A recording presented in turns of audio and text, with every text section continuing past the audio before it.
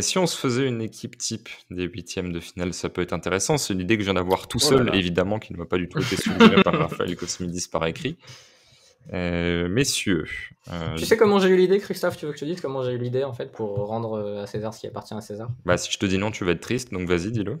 Oui, c'est notre ami Elton Mokolo, alias Lamokol, collaborateur Coparena, qui a fait pas mal d'épisodes sur les jeunes de la Masia avec toi, Christophe, qui a posté son équipe type des huitièmes, parce que depuis le début de la compète, après chaque journée ou chaque tour, il poste son équipe type. Et donc j'ai eu l'idée. Mais je vous donnerai son équipe après, parce que je veux pas que ça vous influence dans vos choix. Moi déjà j'ai peur d'être influencé par le charisme d'Elton, donc allez-y. Maître Kuchli. Le problème, c'est qu'il faut partir. Il faut déjà décider à partir de quel match on part pour avoir des joueurs, quoi. Non, on fait que les huitièmes, je pense. Ouais, on fait que Oui, le oui, non, mais je veux huitième, dire. Mais match par match. Faut plus faire les joueurs qu'on a retenus sur chaque match, non? Bah, Je sais non, pas. faisons par poste, gardien par exemple.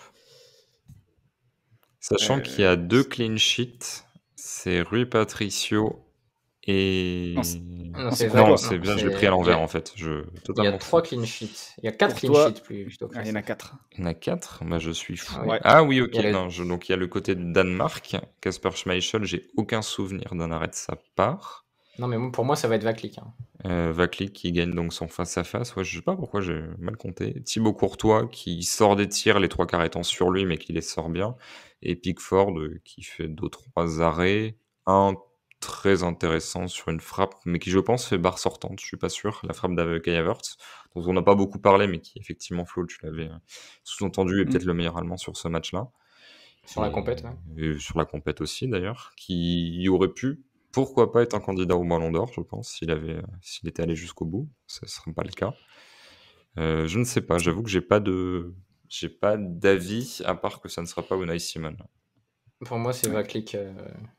Vaclik parce qu'il est sur un instant X de fou et il en sort d'autres aussi. Donc, je n'irai pas te le discuter. J'ai pas de perf de gardien qui m'ont particulièrement en plus, marqué sur. il avait fait une belle phase de poule déjà, Vaclik. Donc c'est dans la lignée. C'était peut-être lui d'ailleurs notre gardien déjà, non?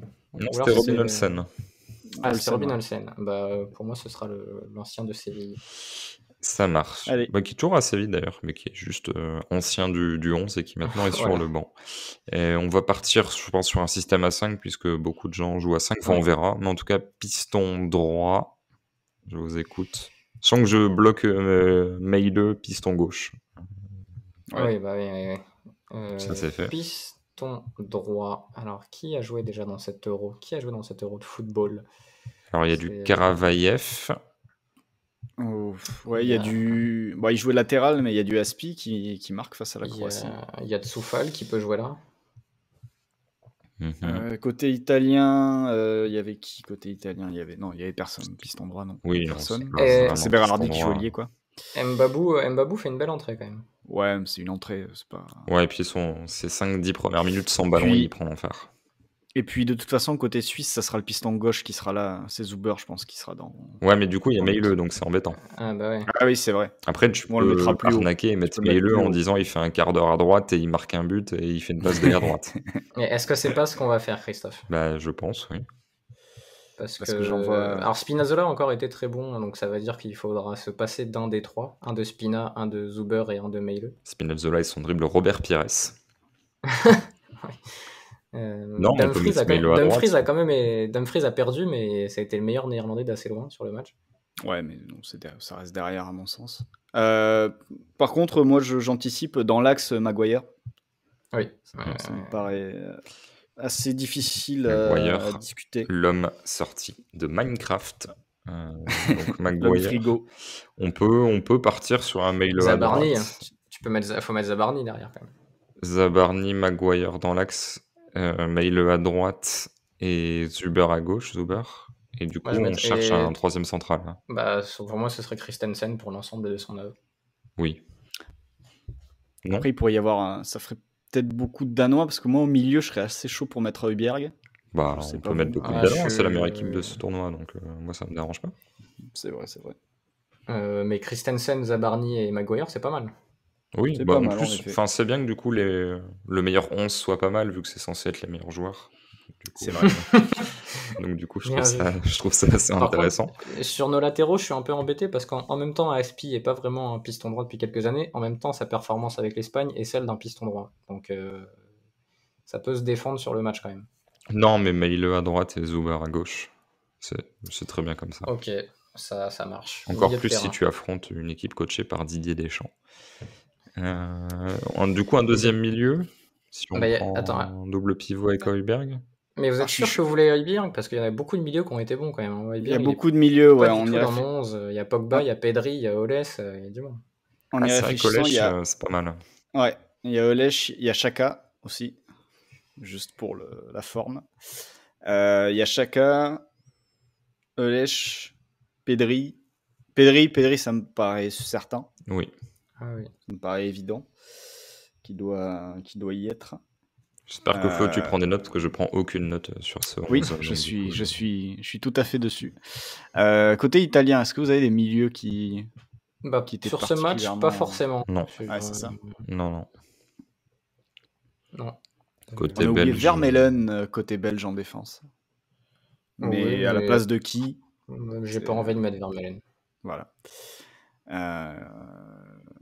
Olesh, ça me paraît évident. Oui. Ouais. Je pense que Olesh et Pedri, t'en as deux. Et qu'il te Ouais. faut un troisième, et que ça peut être Højbjerg, ça peut être. Après, un des sinon, on met Anglais. que Pedri et Olesh, t'es pas obligé, tu peux mettre 3 offensifs après.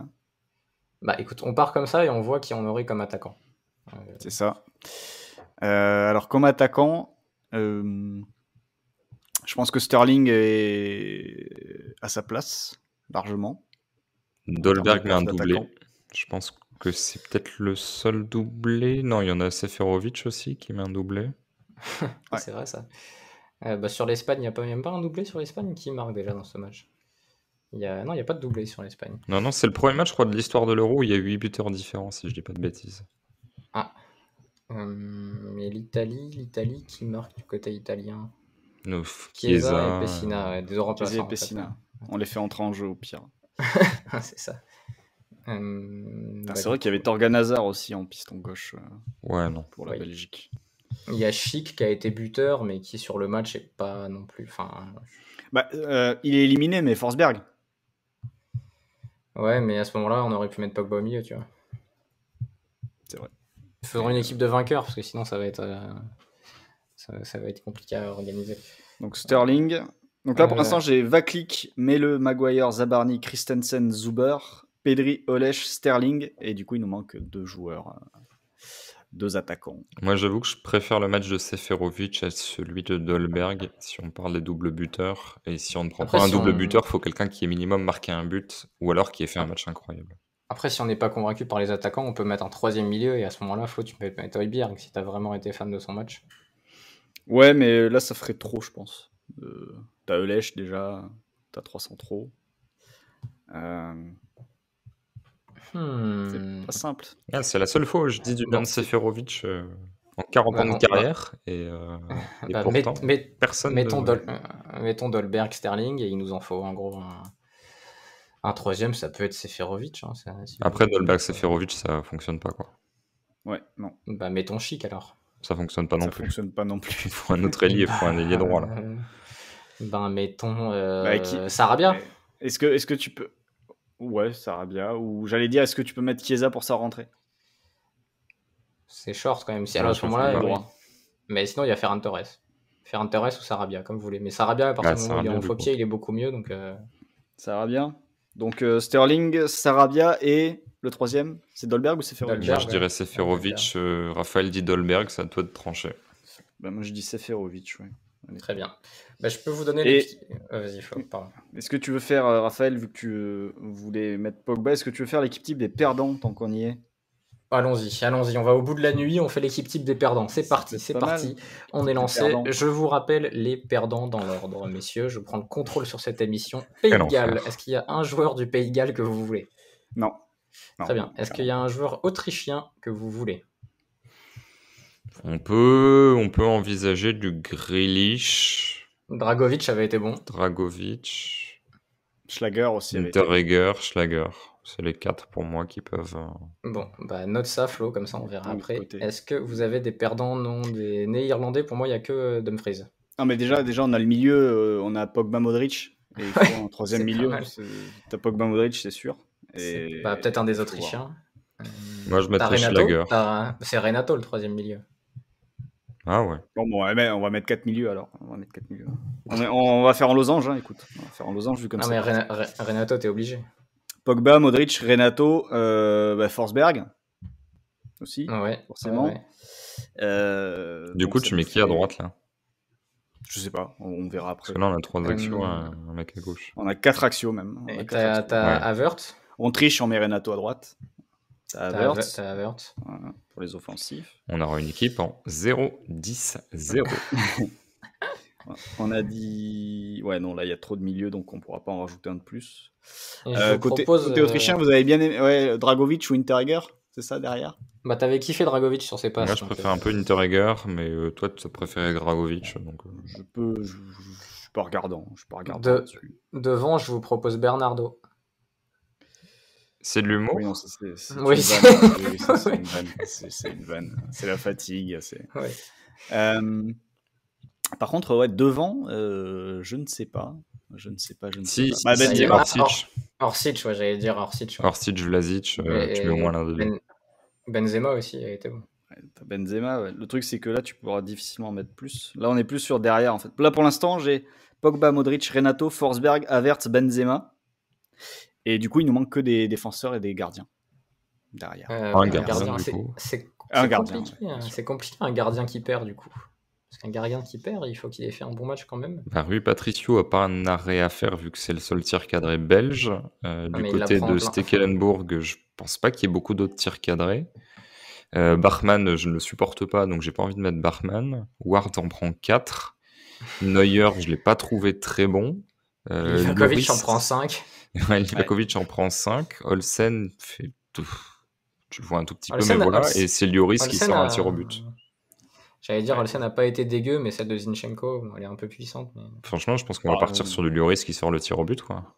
C'est ça, je pense. Ouais, oui, parce que si tu gagnes, en fait, si les autres déconnent pas, Oui, il est là. Et du coup, il nous manque quelques défenseurs, si vous avez ajouté. Bah, Dumfries, Raphaël, tu parlais de Dumfries. Bah ouais, mais c'est piston, du coup. Ouais, c'est pas grave. De toute façon, ils ont perdu, donc ils sont mal organisés. C'est la meilleure phrase de l'histoire de Liban. Pep, côté portugais. Ouais, puis ça met un peu de bagarre. Vous voulez mon running gag ou pas? Vas-y, essaye. Lindelof. Non, j'ai connu meilleur running gag. Hein. Danielson. Du coup, il ne manque qu'un latéral gauche qui ne sera pas Guardiol, déjà. Et qui ne sera pas Rabiot non plus. Ni Kipembe non plus. Ça peut être du Gossen si tu peux se dire il a pas eu le bon contexte, mais. Super. Là, sur le latéral gauche. Raph Guerreiro. T'as Augustinson, Raphaël Guerreiro. Ouais. Bah sinon, la dernière option que je vous propose, c'est David Alaba, donc ça va pas marcher. Non, Guerreiro, hein. Écoute. Du coup, si je vous la fais, alors le pire, c'est que là, donc je vais vous reciter les deux équipes, et vous allez voir que l'équipe des perdants est quand même bien plus forte, même si l'organisation laisse à désirer. Donc Lloris, Dumfries, Pep, Hinteregger, Raphaël Guerreiro. Au milieu de terrain, vous organisez ça comme vous voulez. Il y a Pogba, Modric, Renato, Forsberg, Havertz. Et devant, personnellement, j'ai mis Benzema. Voilà. Ah, mais tu fais un 3-4-2, non? Oui, je sais pas qui est ton 3 en fait. Mais pardon, pas du tout. Un 4-3-2-1, je voulais dire. 4-2-3. Hein. Oui, 4-2-3. Sinon, j'avais les Pogba, Modric et Renato à 3, et puis tu avais Havertz et Forsberg devant eux, et Benzema en 9. Ouais, 4-2-2-1-1. Et de l'autre côté, donc, on a Vaklik, Mele, Maguire, Zabarni, Christensen, Zuber, Pedri, Olech au milieu, et Sterling, Seferovic, Sarabia devant. Ouais, l'équipe des perdants est tellement meilleure, c'est terrible.